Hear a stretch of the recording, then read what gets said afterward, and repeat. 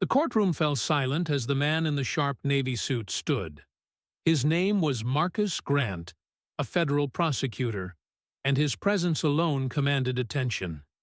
He wasn't just any defendant. His sharp eyes scanned the room before locking onto the smug officer sitting at the plaintiff's table. The officer, Jackson Miller, shifted uncomfortably in his chair as he felt the weight of Marcus's gaze. "Your Honor," Marcus said, his voice calm but carrying an unmistakable authority. "Before we proceed, I'd like to disclose something about myself." A wave of confusion rippled through the courtroom. The judge, a stern woman named Judge Eleanor Scott, nodded for Marcus to continue. The officer's lawyer, Henry Wilson, arched an eyebrow, clearly intrigued by the unexpected move. "I'm not simply a defendant in this case," Marcus began, pausing for effect. "My name is Marcus Grant, and I serve as a federal prosecutor for the U.S. Department of Justice." Gasps echoed in the room. The officer, Miller, visibly stiffened, his smug expression quickly evaporating into unease. His lawyer shot him a look of panic, the situation quickly unraveling. The judge adjusted her glasses, maintaining a composed demeanor. "Mr. Grant," Judge Scott said, her voice even, "are you implying that this lawsuit was filed against you without the plaintiff knowing who you are?" Marcus allowed a faint smile to curl his lips, but his eyes betrayed the fire beneath the surface. "That would appear to be the case, Your Honor. But I believe that fact is about to become very relevant." The courtroom buzzed with whispers, the atmosphere suddenly charged with tension. Marcus had just revealed that he wasn't just a prosecutor. He was a man with power, knowledge, and access to resources that would make Miller's accusations look flimsy at best. 3 months earlier, Marcus had no idea how his life would intersect with this case. On a sweltering summer evening, dressed casually after dinner with friends, Marcus had been walking to his car in downtown Chicago when the lights of a police cruiser flickered behind him. A commanding voice snapped through the air. "Hey, you!" Marcus turned to see Officer Jackson Miller approaching, his hand resting on the gun holstered at his side. Miller's expression was cold, the usual suspicion in his eyes as he sized up Marcus. "Is there a problem, officer?" Marcus asked, keeping his voice steady, his hands raised to show he meant no harm. "We've had reports of a man matching your description breaking into cars in this area," Miller said, his gaze fixed on Marcus with an air of certainty. "You match the description." Marcus raised an eyebrow, motioning to his brand-new Tesla parked a few feet away. "This is my car. I can show you my ID and registration if you'd like, officer." Miller wasn't interested in explanations. "Hands on the car," he barked, ignoring Marcus's attempt to explain. Marcus complied, though frustration flickered across his face. His patience was running thin. Miller's partner, Brian Walker, stood off to the side, not intervening but clearly watching.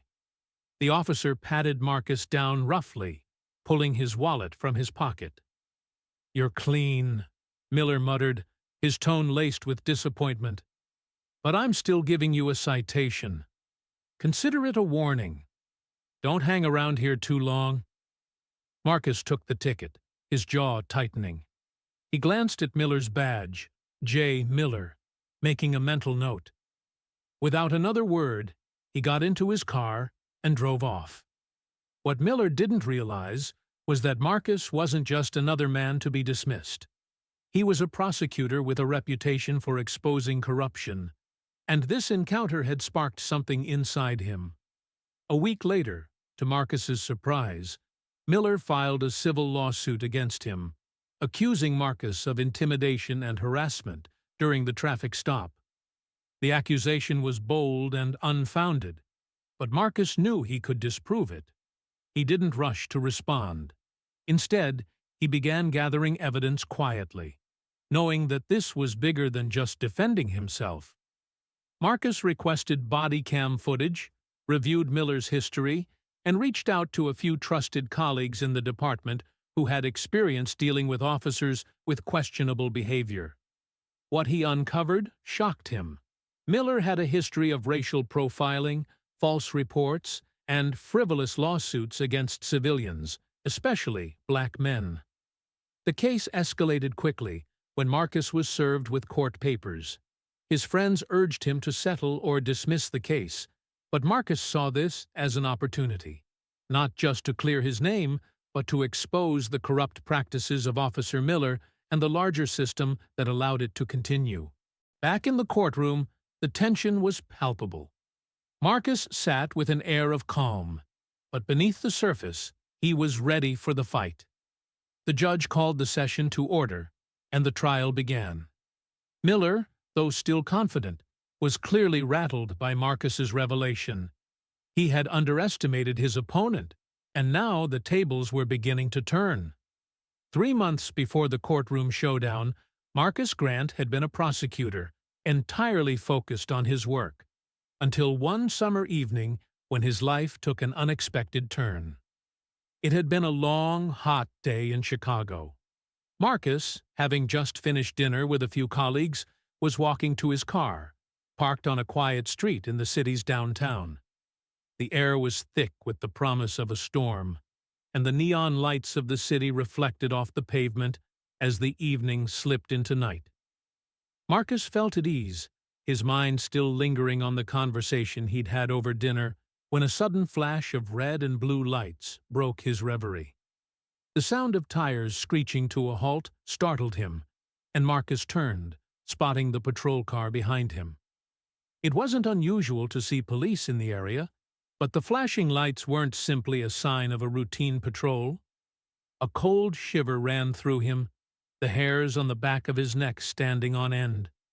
He instinctively reached for his phone in his pocket, but stopped himself. He didn't want to escalate the situation before he knew what was going on.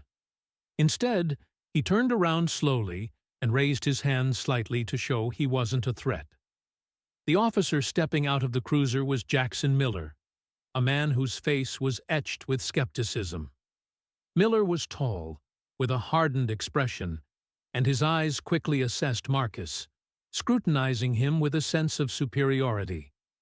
There was no friendly exchange, no recognition of his civilian rights, just a predatory gaze.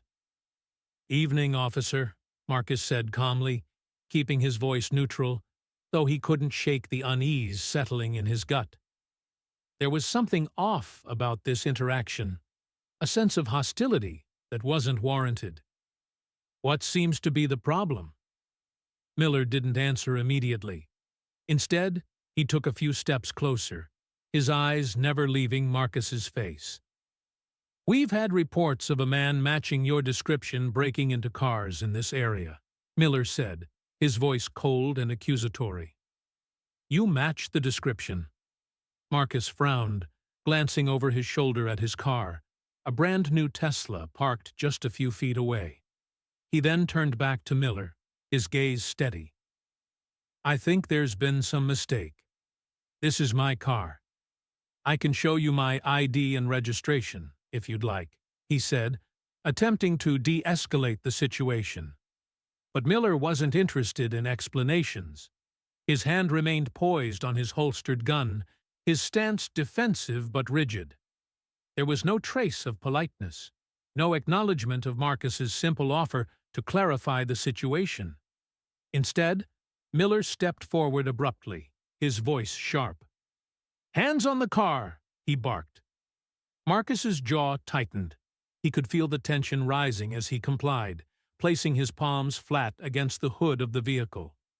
The touch of the cool metal did little to ease the growing frustration inside him. He had dealt with this kind of thing before. He was no stranger to being racially profiled. But tonight, in this situation, it felt like more than just a routine stop. It felt personal. Miller's partner, Brian Walker, stood by silently, arms crossed, his gaze fixed on Marcus, as though waiting for something to unfold. Marcus felt a flicker of recognition when he looked at Walker, a vague sense that the officer had seen him before. But in that moment, all he could focus on was Miller and the tense atmosphere between them. Miller circled around him, eyes scanning every detail. Marcus felt the pressure mounting, his heart rate slightly increasing. He remained still, his breathing slow and measured, trying not to make any sudden movements. But Miller seemed determined to escalate the situation, his earlier suspicion now taking on the shape of a personal vendetta. "I said, hands on the car," Miller repeated, his voice dropping to a growl. Marcus could feel the hostility in the officer's tone, something that went beyond routine procedure. Forcing himself to remain composed, Marcus resisted the urge to retort. He knew the importance of staying calm in moments like this, even when every fiber of his being wanted to challenge the officer's behavior. The last thing he needed was to give Miller an excuse to use force. A few moments passed in tense silence, broken only by the faint sound of the city in the distance. Marcus's mind raced. He had dealt with racism in small, subtle ways throughout his life. But this was different. The animosity Miller had for him wasn't just about the stop, it was personal, and Marcus couldn't figure out why. Finally, Miller's hands moved, reaching into Marcus's pockets without permission and roughly extracting his wallet. "You're clean," Miller muttered, though there was no relief in his tone, only disappointment. He seemed almost upset that Marcus wasn't hiding anything, as though he had expected him to be guilty of something. Anything. Marcus said nothing. His jaw clenched as Miller handed him a citation. "Consider this a warning," the officer said, his words laced with disdain. "Don't hang around here too long." Without another word, Miller stepped back, and with a final glance at Marcus, he gestured for Walker to return to the patrol car. Marcus took the citation from Miller's hand, his eyes scanning the name on the officer's badge. J. Miller. He committed the name to memory, the injustice of the encounter burning in his chest. The frustration he felt wasn't just about being unfairly targeted. It was about the unfairness that seemed to follow him wherever he went, especially for something as simple as the color of his skin. This wasn't just a random stop. It was a reminder of the systemic biases that permeated every level of society, even those tasked with protecting it. Marcus got into his car, his mind racing, and drove off. He couldn't shake the sense that this moment was the beginning of something larger. He knew it wasn't over. And 3 days later, Marcus's instincts proved correct. Marcus Grant sat in his office, the late afternoon sun casting a golden glow over the city skyline outside his window. The day had started like any other. Papers piled high on his desk, calls to return, cases to manage. But when his assistant, Lily Adams, entered with a thick stack of legal documents, Marcus immediately knew that something had changed. He had barely looked at the papers when the realization hit him. Officer Jackson Miller had filed a civil lawsuit against him. The accusation? Defamation and harassment. It seemed absurd. After all, Marcus had been a law-abiding citizen. Yet here he was, being dragged into a courtroom by an officer who had no grounds for his claims. The lawsuit alleged that Marcus had intimidated and bullied Miller after their encounter on the street. It was a bold move by the officer, and one that Marcus did not take lightly. This was no longer just a matter of clearing his name. Miller's lawsuit was personal, and Marcus knew it was more than just a clash between one man and another. It was an attempt to silence him, to make him bow down to the same corrupt system that Miller represented. Marcus's stomach tightened at the thought. He knew this was going to be ugly. He wasted no time. The next few days were a blur as Marcus dove into the case, determined not only to prove his innocence, but also to expose Officer Miller's corruption. The first thing he did was request the body cam footage from their encounter. If Miller was going to make these accusations, Marcus was going to make sure there was a record to show exactly what happened. But when Marcus reviewed the footage, his anger only grew. There was no evidence of intimidation, no harsh words from him, no gestures of aggression. It was a simple stop on the street, with Marcus complying at every request. Miller, on the other hand, had acted with disdain, his tone sharp and hostile from the start. The footage confirmed what Marcus had already suspected. Miller's behavior was out of line. But the body cam footage was only the tip of the iceberg. Marcus knew that if he was going to win this case, he needed to gather more. He couldn't rely on the footage alone. It wasn't enough to expose the depth of Miller's misconduct. So, he started digging deeper. Late one evening, Marcus sat in his apartment, reviewing Miller's record. What he uncovered made his blood run cold. Miller had a history of complaints filed against him, complaints that were mysteriously dismissed or buried by the department.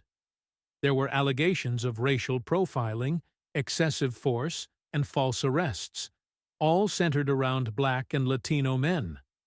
The pattern was clear, but it was buried beneath layers of bureaucracy, ready to be ignored by anyone unwilling to dig deep enough to uncover the truth. This was the moment Marcus realized how entrenched the corruption was. Miller was no rogue officer. He was part of a system, a network that allowed men like him to abuse their power without consequence. The department had turned a blind eye to the many accusations made against Miller, and the same system had protected him when things got too close to home.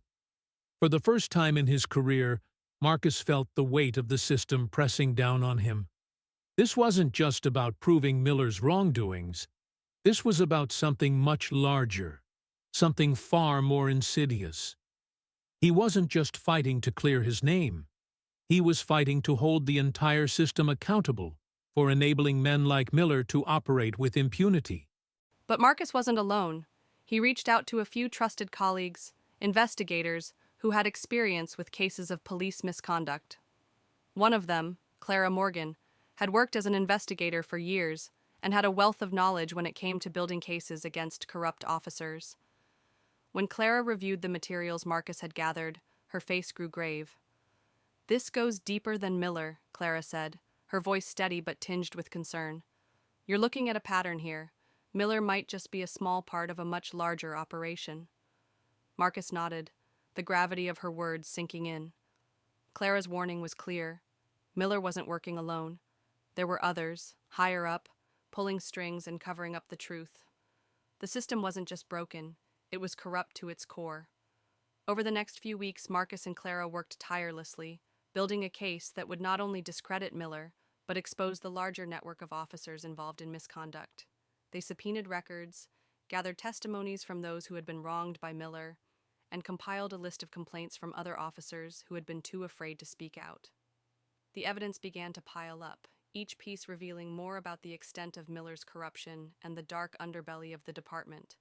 But Marcus knew that there was a risk in all of this. As he pieced together the puzzle, he began to realize that exposing Miller might only be the first step in a much larger battle. There were powerful people at the top, and they wouldn't take kindly to Marcus digging up their dirty secrets. One evening, as Marcus sat at his desk, reviewing the latest batch of evidence, his phone buzzed. It was a text message from Lily, his assistant. "Be careful, Marcus. I heard from a friend at the precinct. They're already looking into you. They know you're digging into Miller's past. You're not just dealing with a bad cop anymore." Marcus's pulse quickened. He had expected retaliation, but he hadn't expected it so soon. It was clear that the powers that be weren't going to let him get away with this. But there was no turning back now. Marcus had crossed the line, and he wasn't going to stop until he exposed the truth. The trial began with an air of anticipation. The courtroom was packed, journalists filling every seat they could, while curious onlookers gathered in the back. Marcus Grant stood at the defense table, his expression calm but focused. preparing for a battle that would stretch not just his skills as a prosecutor, but also his resolve. Opposite him, Jackson Miller sat at the plaintiff's table, his lawyer, Harold Spencer, by his side. Miller, though still somewhat cocky, had lost much of his earlier swagger. The revelation that Marcus was a federal prosecutor had rattled him, but he tried to hide it behind a facade of confidence. It was clear, however, that the case against Marcus was fragile at best. Spencer, the seasoned lawyer, was their only hope, and even he didn't seem entirely convinced by their position. The judge, Judge Sarah Whitaker, was a no-nonsense figure. Tall, sharp-eyed, and with a reputation for making sure things ran smoothly, she wasted no time in calling the session to order.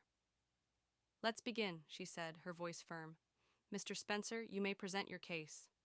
Spencer rose to his feet, his face a mix of determination and skepticism. The air in the courtroom was thick with tension as the trial began. "We're here today because Mr. Grant, a public official, intentionally sought to ruin the reputation of Officer Miller with malicious intent," Spencer began, his voice projecting throughout the room. "Officer Miller, a dedicated public servant, was simply doing his job when he encountered Mr. Grant on the street that evening. Mr. Grant made threats, intimidating Miller and attempting to use his position to force Miller into submission." Marcus listened intently, noting the dramatic flair Spencer used in his words. It was all part of the strategy. Paint Marcus as the aggressor, the one who was using his power to bully a hard-working cop. But Marcus knew the truth. This was not about power, it was about accountability.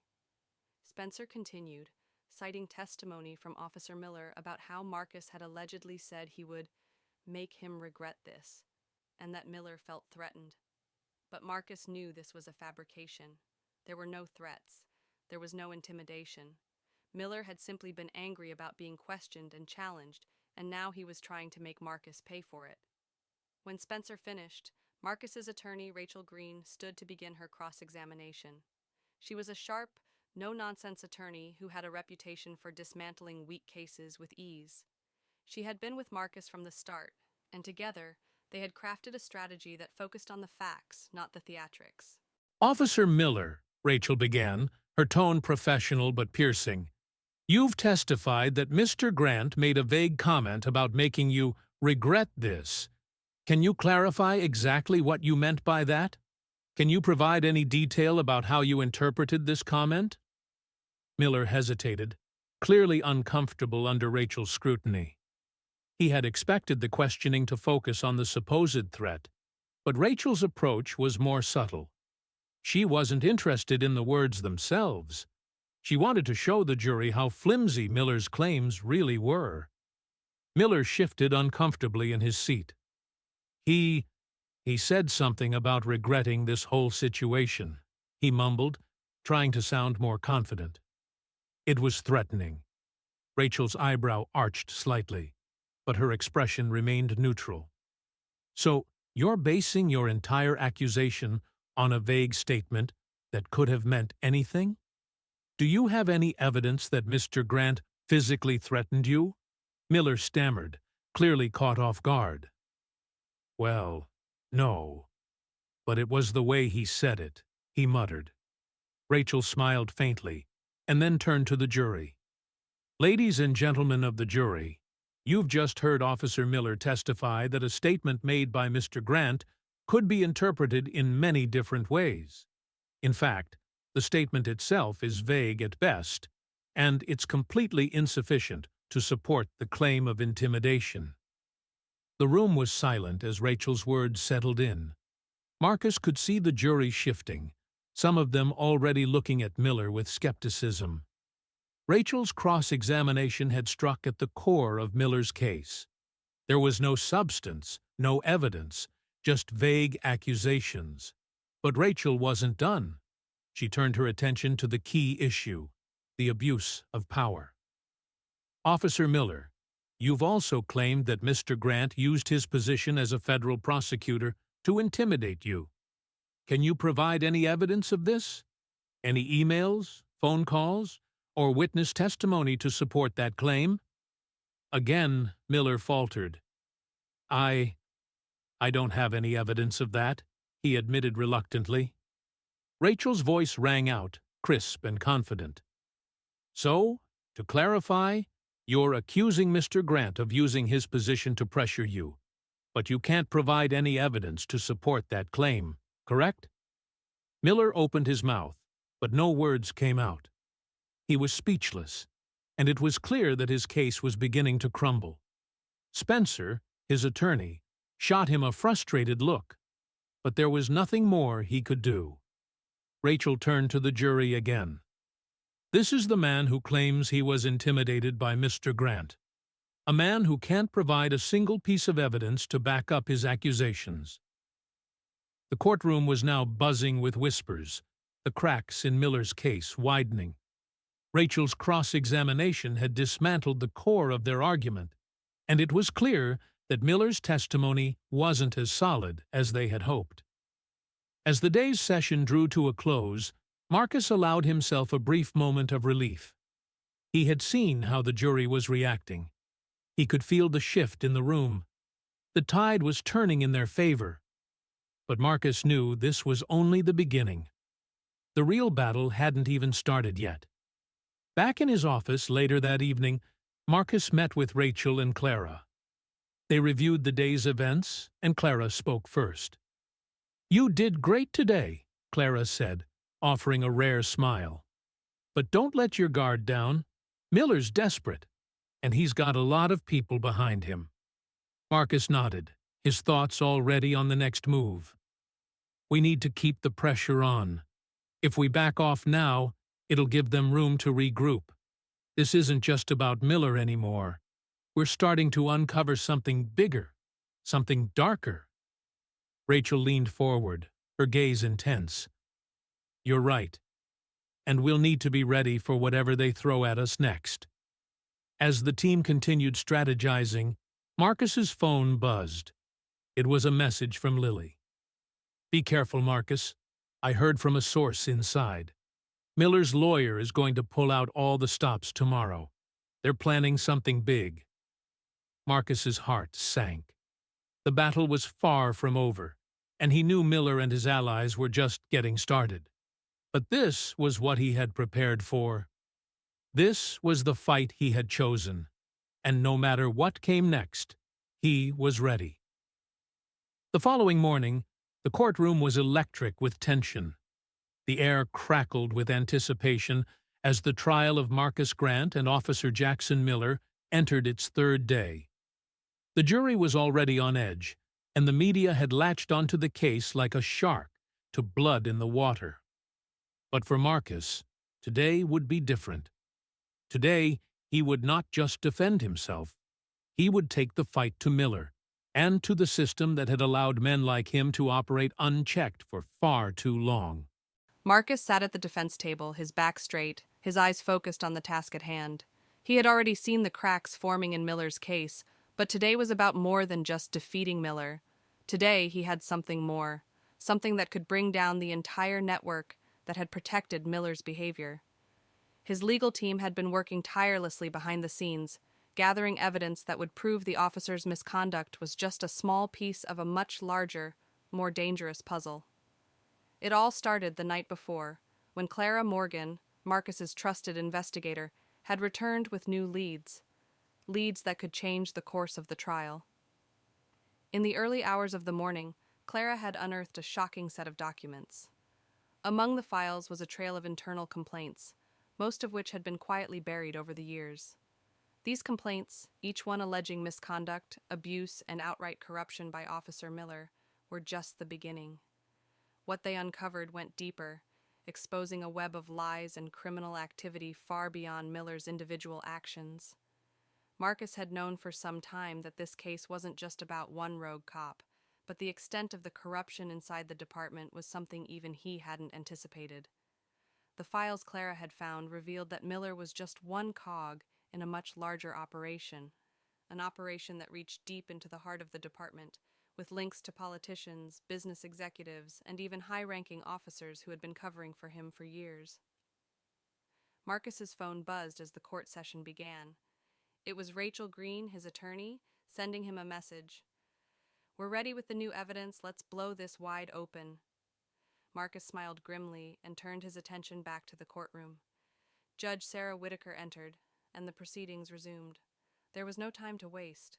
Spencer, Miller's lawyer, had begun presenting a series of character witnesses to bolster Miller's claims.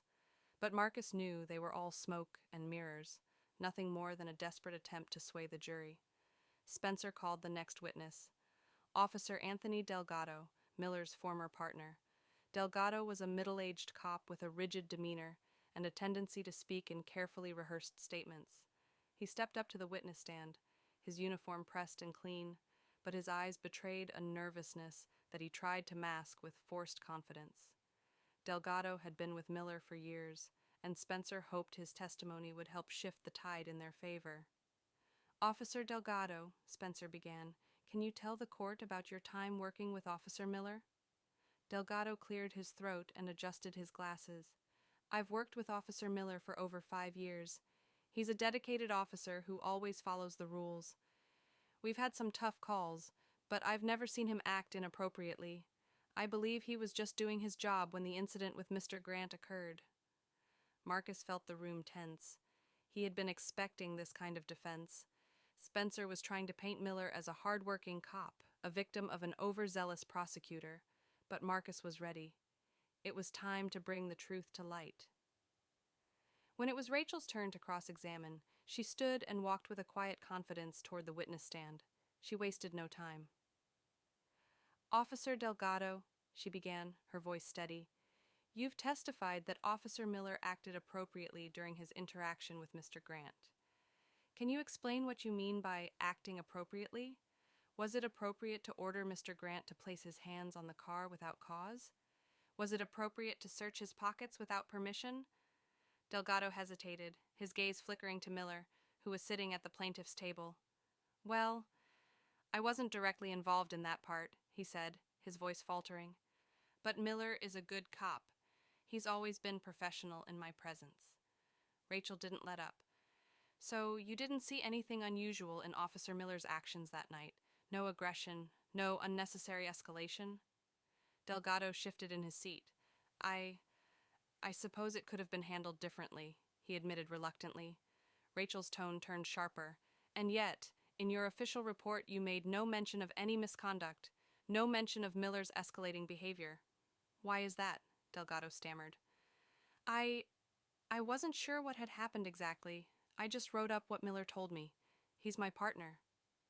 Rachel smiled, though it wasn't a smile of approval. And that's why you didn't feel the need to mention the aggressive behavior in your report? Because Officer Miller told you not to? Because you were more loyal to your partner than to your oath to the public? Delgado was silent. The courtroom was hushed as the weight of Rachel's words settled in. It was clear that Delgado wasn't going to offer anything useful to the defense. Officer Delgado, Rachel continued, her voice lowering slightly, you've also testified that Officer Miller is a good cop, that he's always followed the rules. Let me ask you this. If Miller is such a dedicated officer, why is it that, over the years, multiple complaints have been filed against him for racial profiling, excessive force, and falsifying reports? Why did you never report any of this? Delgado's face went pale. I didn't know about those complaints, he said weakly, but the damage was done. The defense had just been exposed for relying on a witness who was clearly complicit in covering up the truth. Rachel turned to the jury. Ladies and gentlemen, you've just heard Officer Delgado testify that he never saw any misconduct, yet he failed to report it, and he failed to investigate further. This is the same officer who was supposed to be overseeing Miller's behavior and holding him accountable. And yet, he stood by and let him get away with it. This is not the testimony of a good cop. This is the testimony of a man who has been complicit in a system of corruption. As the courtroom buzzed with murmurs, Rachel returned to the defense table, her eyes meeting Marcus's with a knowing look. They had just made their move, and the evidence was beginning to speak for itself. It wasn't just about Miller anymore. This was about the system that protected him. And now, with the weight of the evidence beginning to pile up, Marcus knew that they were getting closer to uncovering the full extent of the corruption that had festered for years within the department. But the case was far from over. As the day drew to a close, Marcus received a message from Lily.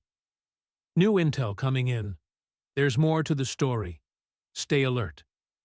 Marcus's heart skipped a beat. The deeper he dug, the more dangerous this case became. But he was in this fight now, and he wasn't backing down. The next morning, Marcus Grant arrived at the courthouse with a feeling of quiet determination. He knew they were on the verge of something huge, something that could change the course of this trial, and perhaps the course of justice itself. After days of exposing Officer Jackson Miller's misconduct, it was time to shift focus to something even bigger. Marcus could feel the weight of the case pressing on his shoulders as the day unfolded. Today wasn't just about taking down Miller.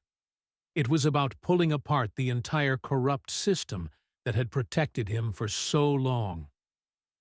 As Marcus walked through the courthouse, his phone buzzed. It was a message from Rachel Green. "We've got new leads, big ones. The corruption runs deeper than we thought." Marcus's stomach tightened. He knew exactly what that meant. More evidence, more people involved, and more danger. But he was prepared. This was no longer just about him and Miller. It was about a massive operation that spanned years of police misconduct, political corruption, and a network of enablers who had turned a blind eye. The courtroom was packed as the session began.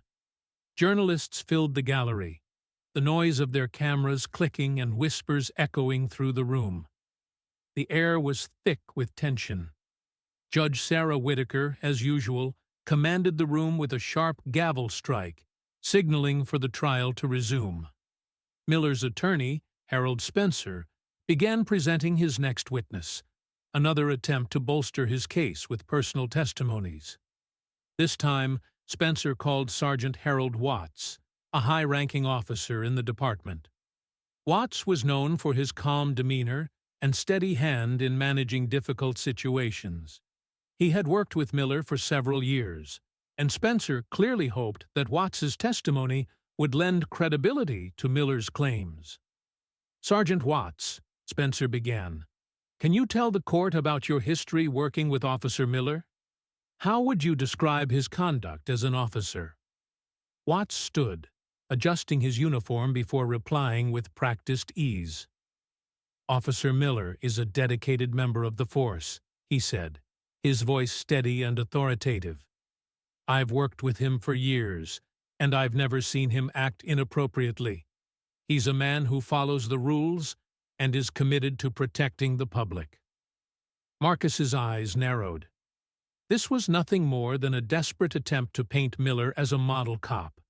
But Watts's testimony wasn't just problematic, it was damaging. Watts was high-ranking, a figure of authority, and he was clearly trying to protect Miller. Marcus knew that exposing Watts's role would be crucial. This wasn't just about a few rogue officers, it was about the entire system that had protected them. When Rachel stood to cross-examine Watts, her demeanor was calm but razor-sharp. She wasn't here to engage in small talk. She was here to dismantle Watts's credibility, piece by piece. "Sergeant Watts," she began, "you've testified that Officer Miller has always followed the rules. But I'm sure you've seen some of the complaints filed against him over the years. Complaints that have been conveniently swept under the rug. Complaints of excessive force, racial profiling, and falsifying reports. Are you saying you've never seen any of these?" Watts's gaze shifted nervously, and for a moment, Marcus could see a flicker of doubt in his eyes. No, I'm not saying I haven't seen those complaints. But they were dealt with appropriately," Watts said, his voice faltering. "They were either unfounded or just misunderstandings." Rachel leaned forward, her voice cutting through the air. "So, Despite multiple complaints being filed against Officer Miller, despite several allegations of misconduct, you're telling this court that you never questioned his behavior? You never investigated further? Watts hesitated, looking for an escape. There are always complaints. Not all of them are credible. Some people make things up, he said weakly. Rachel shook her head. Sergeant Watts, are you aware of the network of officers who have been enabling Officer Miller's actions? Are you aware that Officer Miller is just one piece of a much larger operation? A system that covers up misconduct, protects corrupt officers, and allows them to continue breaking the law? The room fell silent. The weight of Rachel's words landed heavily on the jury, and even some of the reporters exchanged uneasy glances.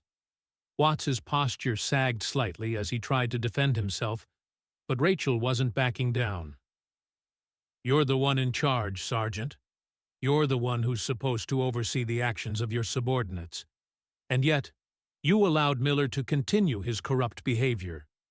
You protected him, didn't you? Just like the department has protected him all these years? Watts's face paled. He knew the walls were closing in on him, and the truth was beginning to come out. But Rachel wasn't finished. She reached into her briefcase and pulled out a stack of documents. "Let me show you something, Sergeant Watts," she said, as she walked over to the jury box. "These are internal records. Records that Officer Miller and the department have tried to bury for years. These complaints? They weren't just misunderstandings. They were covered up. People were silenced. And the corruption? It goes all the way to the top." The room buzzed with tension as Rachel displayed the documents, each one more damning than the last. The complaints, the reports, the investigations that were closed without so much as a second glance. They were all there. And there was more. Much more. Rachel turned to the judge. "Your Honor, with your permission, I'd like to introduce this new evidence into the record." Judge Whitaker nodded, her expression unreadable. As the evidence was presented, it became clear that this case was no longer just about one man's misconduct. It was about an entire system that had turned a blind eye to the truth, allowing corruption to thrive unchecked. As the session broke for lunch, Marcus found himself alone for a moment. He stepped outside the courtroom to take a breath. The weight of the case had become unbearable at times, but he couldn't stop now. Not when they were so close. He knew this was just the beginning. Later that evening, Lily Adams, his assistant, called him with new information. "Marcus," she said, her voice serious, "we've uncovered something bigger. There's a meeting scheduled for tonight. Some of Miller's colleagues, high-ranking officers, are meeting at an old warehouse on the outskirts of town. We think it's related to the corruption. They're planning something, and it's not good." Marcus's pulse quickened. He knew they had to act fast. But there was no time to waste. They had to get in, gather evidence, and get out, before anyone noticed they were there. The pieces of the puzzle were finally falling into place. Miller was just one part of a much larger, more dangerous network. And tonight, Marcus was going to take them down. The events of the previous day weighed heavily on Marcus as he prepared for what lay ahead. The court session had concluded with a sharp blow to Officer Jackson Miller and his defense team, but Marcus knew the battle was far from over. With each piece of evidence they uncovered, the stakes grew higher, and the people behind Miller, those who had spent years covering up his misconduct, were beginning to feel the pressure. And desperate people do desperate things. The message from Lily Adams had been a wake-up call. The meeting tonight, scheduled at an abandoned warehouse on the outskirts of town, involved high-ranking officers from the police department, people who had been complicit in the cover-up of Miller's actions. But what was even more alarming was the fact that Marcus and his team weren't the only ones watching. The system was closing in on him, and those protecting Miller weren't about to let him, or the evidence, destroy everything they had worked so hard to protect. That evening, Marcus met with Rachel Green, Clara Morgan, and their team in a small conference room away from the prying eyes of the press. Everyone was tense, knowing that the next few days could bring either a breakthrough or a catastrophe. But Marcus was focused, laser-focused on the task ahead.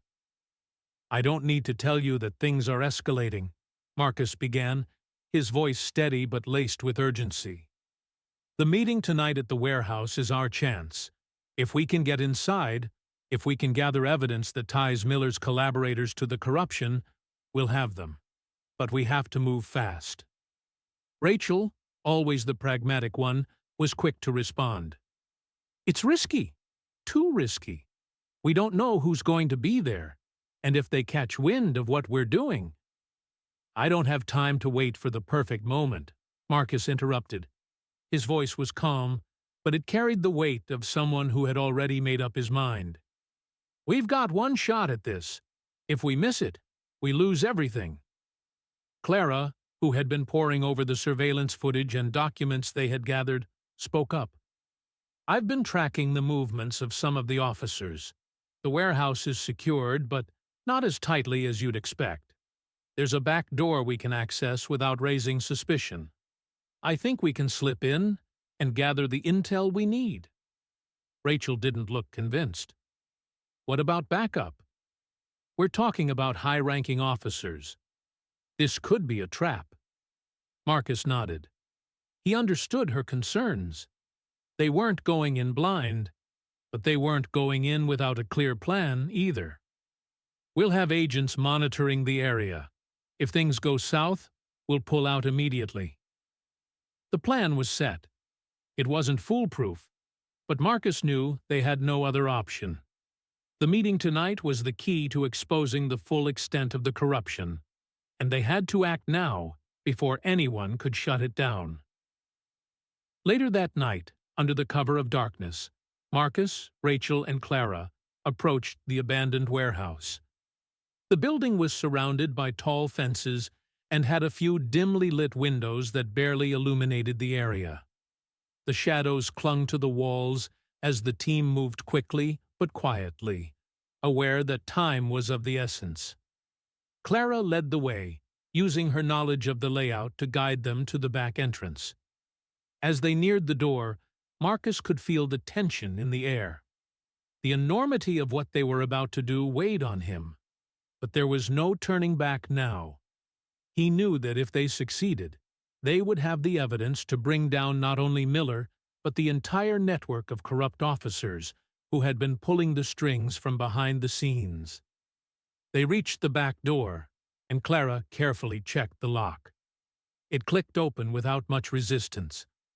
With a silent nod, they entered the warehouse, their steps echoing on the cold concrete floor. The dim light from the outside barely reached the interior, casting long, eerie shadows across the room. Marcus scanned the area, noting the various crates and old furniture scattered around. The place looked like it hadn't been used in years, but tonight it was the nerve center of something far more sinister. They moved quickly and quietly, creeping toward a set of stairs that led up to a catwalk overlooking the main floor. Clara had done her homework. They had a clear vantage point to observe the meeting without being seen.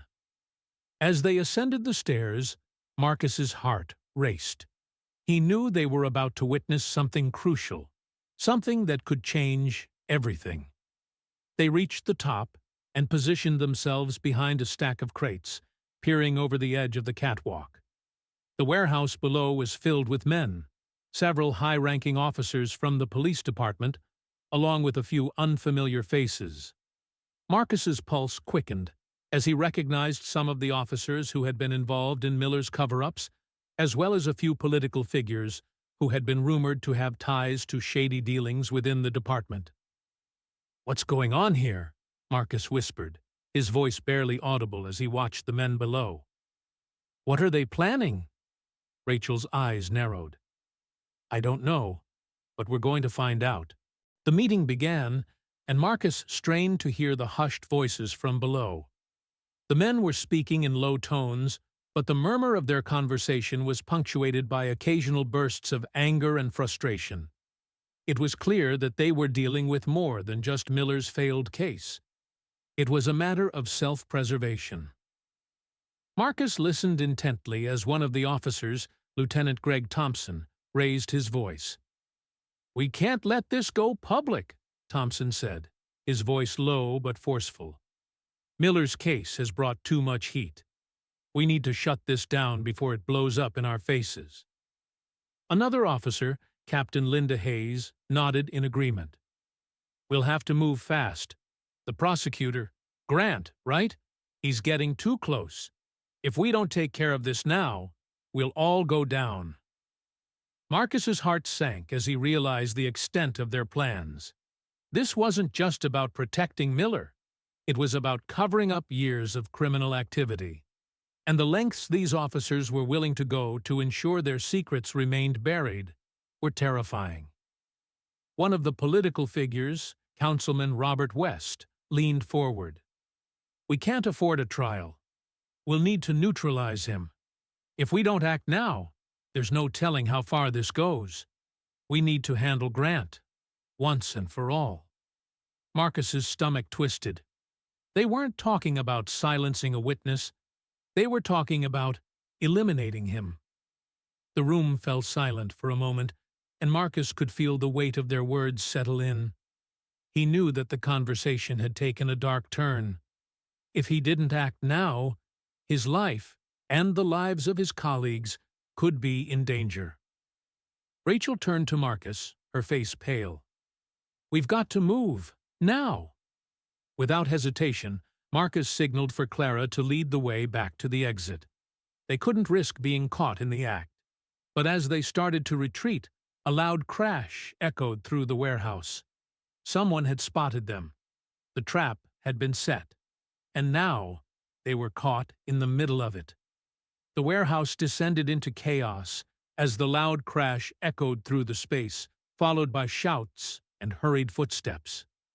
Marcus's heart raced, and adrenaline surged through his veins.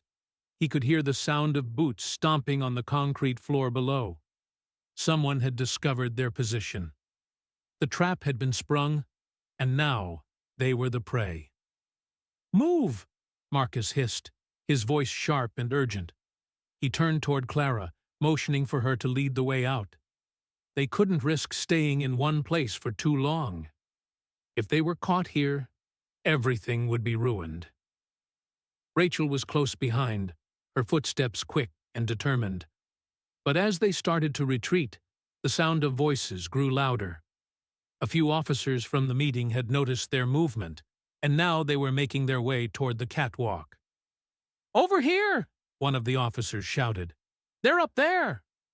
Marcus's pulse quickened as the footsteps grew louder, closer. They had no choice.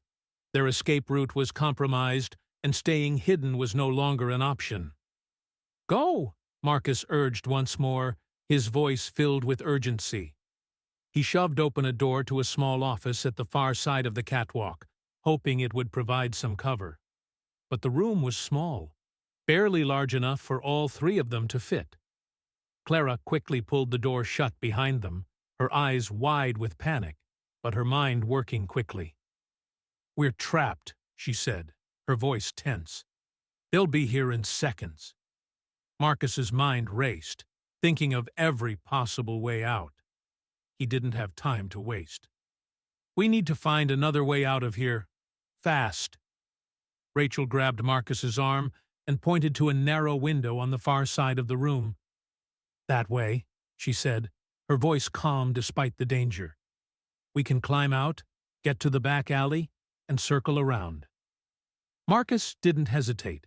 He moved toward the window, and Clara followed quickly behind. As they approached the window, Marcus's heart skipped a beat. The window was locked. "We don't have time for this," Marcus muttered.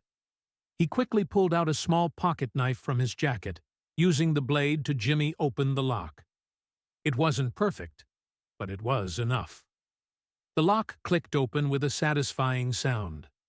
The three of them squeezed through the window, their movements quick and silent.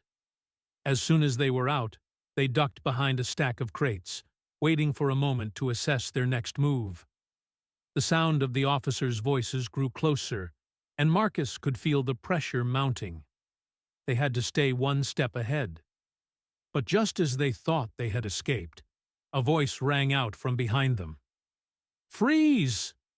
Marcus spun around to see Lieutenant Greg Thompson, his gun drawn and aimed directly at them. Behind him were several officers, their expressions a mix of anger and confusion. "You thought you could just walk out of here, huh?" Thompson sneered. "You've got a lot of nerve, Grant." Marcus didn't flinch. He stood tall, meeting Thompson's gaze with unwavering determination. "I'm not going anywhere, Thompson," he said, his voice cold but confident. "But you're going to answer for your actions." The officers tightened their grips on their weapons, but before anyone could make a move, the sound of sirens filled the air. The cavalry had arrived. Federal agents were closing in on the warehouse. Thompson's expression shifted from anger to panic as he realized they were out of time. "Stay down!" Thompson barked, his voice shaking with fear. He motioned for the other officers to back off, but it was too late. The agents, led by Agent Samantha Price, had already surrounded the building. Within moments, the officers were disarmed and placed in cuffs. Thompson's eyes met Marcus's one last time, and Marcus could see the fear in them. He had been caught in the web of his own making. But for Marcus, this wasn't the end. It was only the beginning. The agents moved swiftly, securing the area and gathering evidence as they moved through the warehouse. Marcus's heart raced as the truth he had fought so hard to expose was finally starting to come to light. As the corrupt officers were led away in handcuffs, Marcus could feel a wave of relief washing over him. But he knew better than to think the battle was over. "Good job, Marcus," Agent Price said as she approached him, her voice full of respect. "We've got enough here to bring them all down." Marcus nodded, though his mind was already shifting to the next step. "This isn't just about Miller. We need to get to the top of this operation. Whoever is pulling the strings is still out there." Rachel and Clara approached, both of them visibly relieved but exhausted. "We did it," Rachel said, a small smile breaking through her usually calm demeanor. "This is it. We've got them." Marcus looked around at the wreckage of the warehouse, the broken crates, the agents in action. It had all come to this. Years of corruption, manipulation, and lies finally exposed. He had always known there were people behind Miller, people who were willing to do anything to protect their own. But even as the agents began collecting evidence, Marcus couldn't shake the feeling that something wasn't quite right. There was still more to uncover. As he looked around the warehouse, his eyes landed on something unusual. An unmarked file folder that had been discarded in a corner. His curiosity piqued. Marcus walked over and opened it. Inside was a series of photographs, images of key political figures, officers, and businessmen. The faces were familiar, but there was something off about the pictures. These were not just random images. They were carefully orchestrated, showing connections between people who had previously seemed unconnected. As Marcus flipped through the photographs, he found something even more disturbing. A list of names marked with red X's, each corresponding to someone who had been targeted for elimination should they ever threaten the network. Marcus's stomach turned as he realized the extent of the operation. They weren't just trying to cover up Miller's actions. They were running an entire network that was willing to go to extreme lengths to maintain control. "Rachel," Marcus said, his voice tight with concern. "This isn't just corruption. This is bigger than we thought. This is a criminal enterprise." Rachel's expression darkened as she glanced at the documents. "We've got a bigger fight ahead of us." Marcus nodded. The network wasn't just about controlling the police department, it was about controlling everything. And now, they were in the crosshairs. The dust had barely settled when Marcus Grant stood in the middle of the warehouse, surrounded by agents, officers in handcuffs, and the chaos of what had just unfolded. The high-stakes confrontation with Lieutenant Greg Thompson and his network of corrupt officers had come to an end, but the larger battle was far from over. Marcus's eyes scanned the scene, his mind racing through the possibilities of what came next. The federal agents, led by Agent Samantha Price, were in the process of collecting evidence, securing the scene, and arresting those responsible. Officers who had been complicit in the cover-up, men and women who had once worn their badges with pride, were now being hauled away in cuffs. But as Marcus watched them being led to the transport vans, he couldn't shake the feeling that this victory, as significant as it was only a small part of a much larger struggle. Agent Price approached Marcus, her expression serious but respectful. "You did it, Marcus," she said, her tone steady. "We've got everything we need. The charges are solid. These people are going down." Marcus nodded, but couldn't bring himself to smile. There was no sense of triumph. Not yet. The job wasn't finished. "We've exposed the corruption at the department, but there's still the matter of the benefactor," Marcus said, his voice low but unwavering. "The person, or people, who were really pulling the strings." Agent Price looked at him, her eyes narrowing in understanding. "We're working on it. We have people digging into the names you found in those files. Whoever the benefactor is, we'll track them down." Marcus felt a flicker of hope, but it was tempered with the knowledge that the operation was much more extensive than he could have ever imagined. The photographs, the list of names, and the cryptic messages had pointed to something far darker, an organized criminal enterprise that reached far beyond just the police department. The benefactor, the elusive mastermind behind it all, was still at large, and until Marcus and his team found him, the job wouldn't be done. The next few days were a blur. News outlets covered the raid and the arrests extensively, but Marcus couldn't focus on the headlines. The sense of victory that he had expected to feel was absent. Instead, he spent hours in meetings with Agent Price, Rachel, and Clara, poring over the evidence they had gathered and strategizing their next move. The investigation into the benefactor continued behind the scenes, with agents tracking financial transactions, monitoring encrypted communications, and tapping into every lead they could find. But Marcus knew it was only a matter of time before they uncovered something bigger, a connection that would finally expose the true depth of the corruption and the people who had benefited from it. One morning, as Marcus was leaving his apartment, he received a call from Rachel. Her voice was tense, urgent. "They've found him," she said, barely containing her excitement. "The benefactor. It's all coming together. We've traced his connections to Edward Thorne, a powerful businessman with political ties. He's the one who's been funding everything." Marcus's heart skipped a beat. Edward Thorne, a name that had come up several times in their investigation. Thorne had always been a well-known philanthropist, a public figure with a spotless reputation. But Marcus now knew that Thorne's wealth and influence had been built on a foundation of crime and corruption. Rachel continued, her voice tight with determination. "We have the proof we need, Marcus. We're moving in. We'll have him in custody by the end of the day." Marcus's mind raced. This was it. The moment he had been working toward for months. But even as he felt the weight of the moment, he knew that Thorne wasn't just going to go down without a fight. This man had too much power, too many connections. "I'll be there," Marcus said, his voice resolute. "Let's end this." The final confrontation with Edward Thorne took place in the grand, sprawling estate on the outskirts of the city.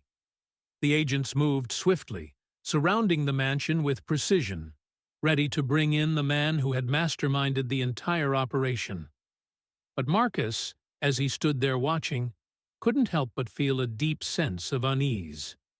This wasn't just about arresting a criminal. This was about taking down an entire network of corruption that had been festering for years. Inside the mansion, Thorne was calm. His posture was composed, his face serene. He had been expecting this day, but he didn't look worried. He had been at the top of the food chain for so long that the thought of being caught seemed almost laughable to him. As the agents entered his office, Thorne stood slowly, his eyes meeting Marcus's. "So, it's you," he said, a faint smirk curling on his lips.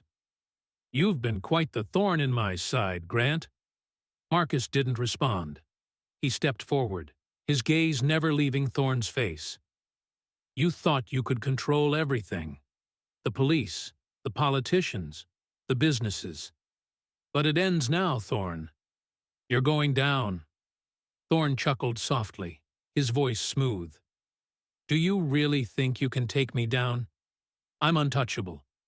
I've been funding people like Miller and Watts for years. You're just one man. What makes you think you have a chance?" Marcus's eyes narrowed. "Because I'm not alone, and the truth always finds a way out." At that moment, Agent Price and the other agents moved in, surrounding Thorne. But the businessman didn't resist. He knew the game was up. He had built his empire on lies and manipulation, but now the truth had caught up with him.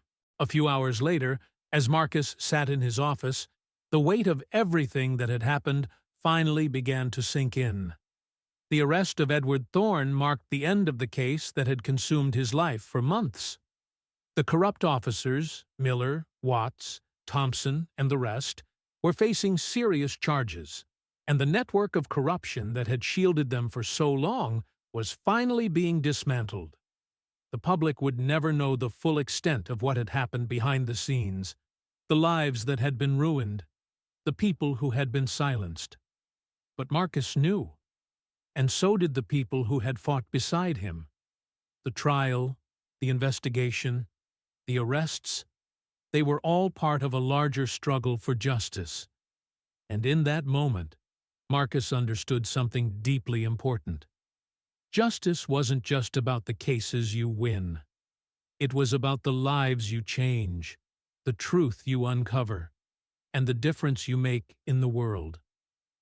As he sat back in his chair, Marcus couldn't help but feel a quiet sense of satisfaction. The battle was over, but the war for justice would never truly end. He picked up his phone and sent a quick message to Rachel and Clara. "We did it. But we're not done yet. There's always more work to be done." And with that, Marcus Grant, the federal prosecutor who had fought for justice against impossible odds, knew that no matter what came next, he was ready for it.